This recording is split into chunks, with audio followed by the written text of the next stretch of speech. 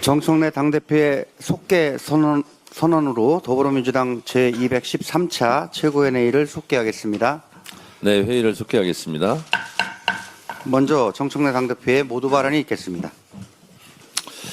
12.3 비상계엄 내란 청사는 한시도 멈추지 않고 쉼없이 계속될 것입니다. 중요한 것은 꺾이지 않는 마음, 내란 청사안에 대한 중꺾마가 아닐까 합니다.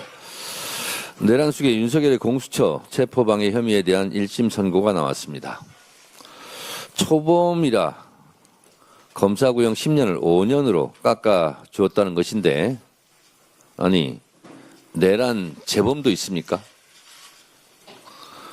내란에 대한 조희대 사법부에 대한 인식에 탄식합니다. 조희대 사법부에 대한 기대가 혹시나 했더니 역시나입니다.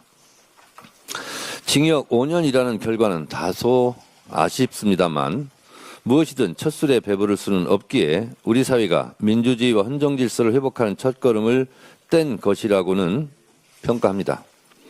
그러나 명백한 유죄 판결에도 불구하고 윤석열 측이 내뱉는 말들이 참 황당할 따름입니다. 내란 속에 윤석열이 12.3 비상계엄 내란을 정당화시키기 위해 동원하는 수사들이야말로 오로지 정치 논리에 불과합니다. 뭐 눈엔 뭐만 보인다는 옛말이 정확하게 들어맞는 상황이 아닌가 싶습니다.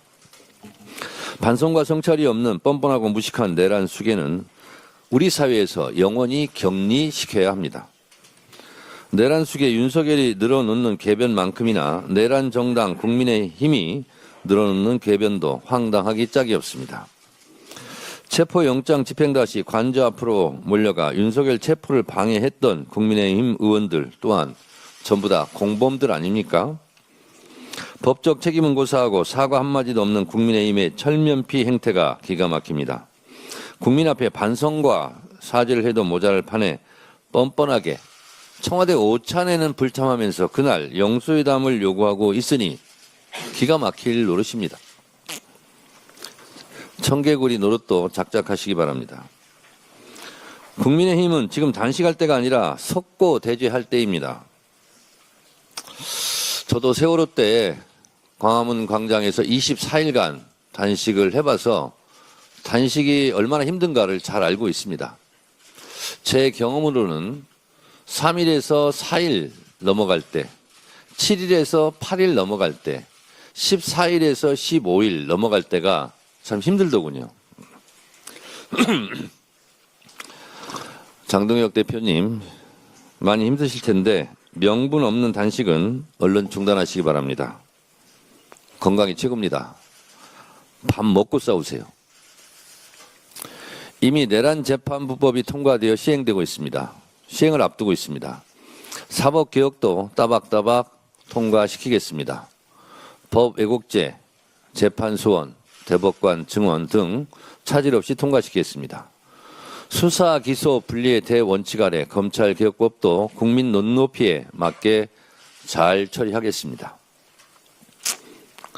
지난주 금요일 본회의에서 2차 종합특검법이 통과되었습니다. 김건희를 둘러싼 각종 논란들이 매일같이 쏟아지는 와중에 북한 무인기에 관한 의혹도 꼬리에 꼬리를 물고 계속 이어지고 있습니다.